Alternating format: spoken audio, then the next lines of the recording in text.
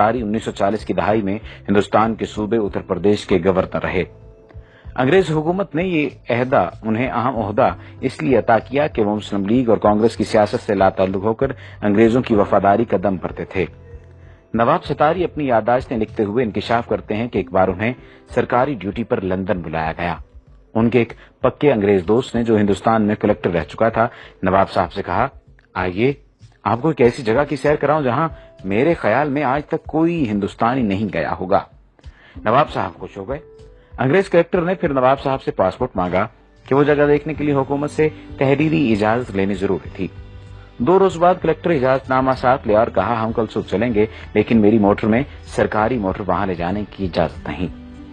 अगली सुबह नवाब साहब और वो अंग्रेज मंजिल की तरफ रवाना हुए। शहर से बाहर निकलकर बाएं तरफ जंगल शुरू हो गया। जंगल में एक पतली सी सड़क मौजूद थी। जूं-जूं चलते गए जंगल घना होता गया। सड़क के दोनों जानिब ना कोई ट्रैफिक थी, ना कोई पैदल मुसाफिर। नवाब साहब हैरान बैठे इधर उधर देख रहे थे। मोटर चलते चलते आधे घंटे से ज्यादा वक्त गुजर गया। थोड़ी देर बाद एक बहुत बड़ा दरवाजा नजर आया। फिर दूर सामने एक निहायत वसी और अरीज इमारत दिखाई दी। उसके चारों तरफ कांटेदार झाड़ियां और दरख्तों की ऐसी दीवार थी जिसे अबूर करना मुमकिन न था। इमारत के चारों तरफ जबरदस्त फौजी पहरा था। इस इमारत के बाहर फौजियों ने पासपोर्ट और तहरीरी इजाजतनामा गौर से देखा और हुक्म दिया कि अपनी मोटर वहीं छोड़ दें और आगे जो फौजी मोटर खड़ी है उसमें सवार हो जाएं। नवाब साहब और अंग्रेज कलेक्टर पहरेदारों की मोटर में बैठ गए। अब फिर इस पतली सड़क पर सफर शुरू हुआ। वही घना जंगल और दोनों तरफ जंगली दीवारों की, दरख्तों की दीवारें। नवाब साहब घबराने लगे तो अंग्रेज ने कहा, बस मंजिल आने वाली है। आखिर दूर एक और सिर्फ पत्थर की बड़ी इमारत नजर आई तो फौजी ड्राइवर ने मोटर रोक दी और कहा, यहां से आगे आप सिर्फ पैदल जा सकते हैं। रास्ते में कलेक्टर ने नवाब साहब से कहा, याद रखें आप यहां सिर्फ देखने आए हैं, बोलने या सवाल करने की बिल्कुल इजाजत नहीं। इमारत के शुरू में वसी दालान था। उसके पीछे मुतअद्दिद कमरे थे। दालान में दाखिल हुए तो एक बारिश नौजवान अरबी कपड़े पहने, सर पर अरबी रुमाल लपेटे एक कमरे से निकला। दूसरे कमरे से ऐसे ही 2 नौजवान और निकले। पहले ने अरबी लहजे में अस्सलाम वालेकुम कहा, दूसरे ने वालेकुम अस्सलाम, क्या हाल है। नवाब साहब ये मंजर देखकर हैरान रह गए। कुछ पूछना चाहते थे लेकिन अंग्रेज ने फौरन इशारे से मना कर दिया। चलते चलते एक कमरे के दरवाजे पर पहुंचे। देखा कि अंदर मस्जिद जैसा फर्श बिछा है। अरबी लिबास में मलबूस मुतअद्दिद तलबा फर्श पर बैठे हैं। उनके सामने उस्ताद बिल्कुल इसी तरह बैठे सबक पढ़ा रहे हैं जैसे इस्लामी मदरसों में पढ़ाते हैं। तलबा अरबी और कभी अंग्रेजी में उस्ताद से सवाल भी करते। नवाब साहब ने देखा कि किसी कमरे में कुरान मजीद पढ़ाया जा रहा है, कहीं किरात सिखाई जा रही है, कहीं तफसीर का दर्स हो रहा है, किसी जगह बुखारी शरीफ का दर्स दिया जा रहा है और कहीं मुस्लिम शरीफ का।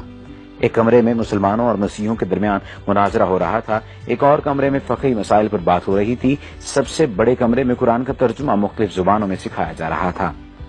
उन्होंने नोट किया कि हर जगह बारीक मसले मसाइल पर जोर है, मसलन गुस्ल का तरीका, वुजू, रोजे, नमाज और सजदे साहब के मसाइल, विरासत और रज़ात के झगड़े, लिबास और दाढ़ी की वज़ाक़ता, गा गा कर आयात पढ़ना, गुस्ल खाने के आदाब, घर से बाहर जाना, लौंडी और गुलामों के मसाइल, हज के मनासिक, बकरा दुम्बा कैसा हो, छुरी कैसी हो, दुम्बा हलाल है या हराम, हज और कज़ा नमाजों की बहस, ईद का दिन कैसे तय किया जाए और हज का कैसे, मेज पर बैठकर खाना, पतलून पहनना जायज है या नाजायज, औरत की पाकी और नापाकी के झगड़े, हुजूर की मेराज रूहानी थी या जिस्मानी, इमाम के पीछे सूरह फातिहा पढ़ी जाए या नहीं, तरावी 8 है या 20, नमाज के दौरान वुजू किया जाए तो आदमी क्या करे, वुजू टूट जाए तो आदमी क्या करे, सूद मुफरद जायज है या नाजायज वगैरह। एक उस्ताद ने सवाल किया, पहले अरबी फिर अंग्रेजी में, नहायत चुस्ता उर्दू में। जमात अब ये बताए कि नजर बद, तावीज गंड आसेब का साया बरहक है या नहीं। 35-40 की जमात बैक वक्त बैक आवाज पहले अंग्रेजी में बोली ट्रू ट्रू, फिर अरबी में यही जवाब और फिर उर्दू में। एक तालिब इल्म ने खड़े होकर कहा, अल उस्ताद, नीयत जरूरी है तो मुर्दा लोगों का हज बदल कैसे हो सकता है। यानी अगर हज के लिए नीयत जरूरी है या किसी भी काम के लिए नीयत जरूरी है तो मुर्दा लोगों का हज बदल कैसे हो सकता है। कुरान तो कहता है हर शख्स अपने अमाल का जिम्मेदार है। उस्ताद बोले, कुरान की बात मत करो, रिवायात, विर्द और इस्तिखारे में मुसलमानों का ईमान पक्का करो, सितारों, हाथ की लकीरों, मुकद्दर और नसीब में उन्हें उलझाओ। ये सब देखकर वो वापस हुए तो नवाब सतारी ने अंग्रेज कलेक्टर से पूछा, इतने अजीम दीनी मदरसे को आपने क्यों छुपा रखा है। अंग्रेज ने कहा, अरे भाई, इन सब में कोई मुसलमान नहीं, ये सब ईसाई हैं। तालीम मुकम्मल होने पर इन्हें मुसलमान मुल्कों खुसूसन मशरक़ वसता, तुर्की, ईरान और हिंदुस्तान भेज दिया जाता है। वहां पहुंचकर ये किसी बड़ी मस्जिद में नमाज पढ़ते हैं, फिर नमाजियों से कहते हैं कि वो यूरोपीय मुसलमान हैं। उन्होंने मिस्र की जामे और अजहर में तालीम पाई है और मुकम्मल आलिम हैं। यूरोप में इतने इस्लामी इदारे मौजूद नहीं कि वो तालीम दे सकें। वो सिर्फ 10 तनख्वाह नहीं चाहते, सिर्फ खाना, सिर छुपाने की जगह दरकार है। फिर वो मुअज्जिन, पेश इमाम बच्चों के लिए कुरान पढ़ाने के तौर पर अपनी खिदमत पेश करते हैं। तालीमी इदारा हो तो उसमें उस्ताद मुकर्रर हो जाते हैं, जुमे के खुतबे तक देते हैं।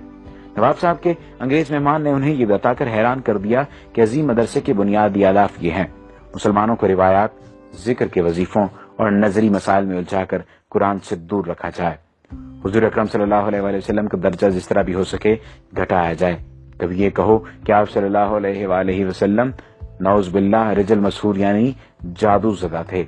उस अंग्रेज ने ये इंकशाफ भी किया कि 1920 में रंगीला रसूल नामी किताब राजपाल से इसी इदारे ने लिखवाई थी। इस तरह कई बरस पहले मिर्जा गुलाम अहमद कादियानी को झूठा नबी बनाकर खड़ा करने वाला यही इदारा था। इनकी किताबों की बुनियाद लंदन की इसी इमारत से तैयार होकर जाती थी। खबर है कि सुलेमान रुश्दी की किताब लिखवाने में भी इसी इदारे का हाथ है।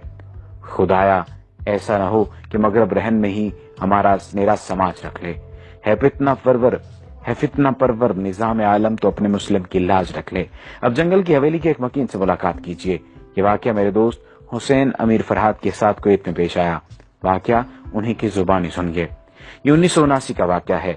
इन दिनों में कुवैत की कंपनी में मंदूबे ताल्लुकात आमा यानी अफसर ताल्लुकात आमा मौजूद था, यानी पब्लिक रिलेशन ऑफिसर।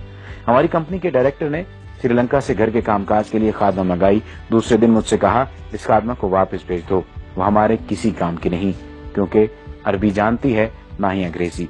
मैं इसके दस्तावेजात लेकर मुतलका जगह पहुंचा तो पता चला कि फिलहाल श्रीलंकन सफारत मौजूद नहीं, अलबत्ता बरतानवी श्रीलंकन बाशिंदों के मामलात देखते हैं। ब्रिटिश कौंसिल में इस्तकबालिया क्लर्क ने मेरा कार्ड देखा तो मिस्टर विल्सन से मिलाया। वो बड़े इत्तेफाक से मिले और बिठाया। जब उसने अंदाजा लगाया कि मैं भारतीय पाकिस्तानी हूँ तो उर्दू में कहा, मैं क्या खिदमत कर सकता हूँ। मैंने श्रीलंकन खादमा के मुतालिक बताया तो उसने कहा, कोई मसला नहीं, इसे हम रख लेंगे, आपको जो खर्च आया वो हम अदा करेंगे। ये बताओ कहाँ के रहने वाले हो। मैंने कहा, पाकिस्तान। वो बोला, वो तो बहुत बड़ा मुल्क है। मैंने कहा, पेशावर का रहने वाला हूँ। पश्तो में पूछा, कौन सी जगह। मैंने बताया, नौशहरा। जब मैंने गांव का नाम बताया तो उसकी आंखों में अजीब चमक पैदा हो गई। फिर वो मुख्तलिफ लोगों को पूछने लगा। मैंने बताया कि कौन मर गया है और कौन जिंदा है। मैंने सोचा हो सकता है ये नौशहरा छावनी में मुलाजमत करता रहा हो, लेकिन उसकी उम्र ज्यादा नहीं थी। उसने कहा, कुछ और कहानी सुनाई। फिर उसने काफी मंगाई। फिर इंटरकॉम पर क्लर्क से कहा कि इसके पास किसी को मत भेजना। वो इतना खुश था कि मैं बयान नहीं कर सकता था। उसकी खुशी दीदनी थी। कॉफी के दौरान उसने बताया, मैं आपके गांव मोहल्ला ईसा खेल में 4 साल तक पेश इमाम रहा हूं। मैंने पूछा, क्या आप मुसलमान हैं? वो बोला, मैंने 4 साल तक आपके गांव का नमक खाया है। आपके गांव वालों ने मुझे बड़ी इज्जत दी। मैं आपसे झूठ नहीं बोलूंगा, मैं ईसाई हूं, यानी अहले किताब। उसके बाद मेरा उसके यहाँ आना जाना रहा। वो मुझे अपना हम वतन समझता रहा और तकरीबन मेरा हम उम्र था। तज्जुब की बात यह है कि वो हमारे यहाँ पाकिस्तान बनने के बाद रहा था। एक दिन मैंने पूछा, आप पठानों का खाना कैसा खाते रहे, यानी आपको जायका अजीब नहीं लगता था, कैसे खाते थे आप? वो कहने लगा, आप लोगों का खाना इतना मजेदार होता है कि मैं यहाँ आज भी घर जाते हुए ईरानी तंदूर से रोटी लेकर मोटर में रोटी खाता हूँ। जब मैं कुवैत से पाकिस्तान आ रहा था तो मैंने इससे वही सवाल पूछा जिसे वो हमेशा टालता रहता था। मैंने दरियाफ्त किया, अब तो बता दो कि तुम ईसाई होकर पठानों के गांव में रूखी सूखी क्यों खाते थे और पेश इमाम की खिदमत अंजाम देते रहे, आखिर क्यों? वो काफी देर तक सर झुकाए सोचता रहा। फिर सर उठाकर मेरी आंखों में झांका और कहा, हमें अपने मुल्क के मफादात की खातिर बात औकात बहुत कुछ करना पड़ता है। हमारे यहाँ लंदन के मज़ाफ़ात में एक मरकज है जहाँ शक्ल शुबहात देकर अंग्रेजों को बैरूनी मज़ाहिब और जुबानों की तालीम दी जाती है। वहाँ से फारुग तहसील होकर फिर हमें मुख्तलिफ इलाकों में भेजा जाता है। गाँव आकर मैंने मोहल्ला ईसा खेल के बुजुर्गों को ये वाक़या सुनाया तो एक बूढ़े तालिब गुल ने कहा, मुझे शक पड़ा था मगर सब कह रहे थे कि ये चित्राली है। वहाँ अक्सर चित्राली मौलवी पेश इमाम हैं, वो भी गोरे हैं, बिल्कुल अंग्रेजों की तरह। फिर तालिब गुल ने कहा, चलो भाई अब 4 साल की नमाजें लौटाएं जो हमने अंग्रेज के पीछे पढ़ी, खाना खराब हो उसका। जब मैंने जंगल की हवेली के मुतालिक पढ़ा तो मुझे यकीन हो गया कि मिस्टर बैलन जरूर जंगल की हवेली का परवरदा था। ये मजमून 90 की दहाई में उर्दू डाइजेस्ट में शाया हुआ था। यहूद व हनूद की साजिशें बदस्तूर जारी हैं। یہ مضمون اس نیت سے ضروری ترمیم اور اضافے کے ساتھ دوبارہ بھی شائع کیا گیا تاکہ سادہ اور مسلمان باخبر رہیں کہ دشمن انہیں کمزور کرنے کے لیے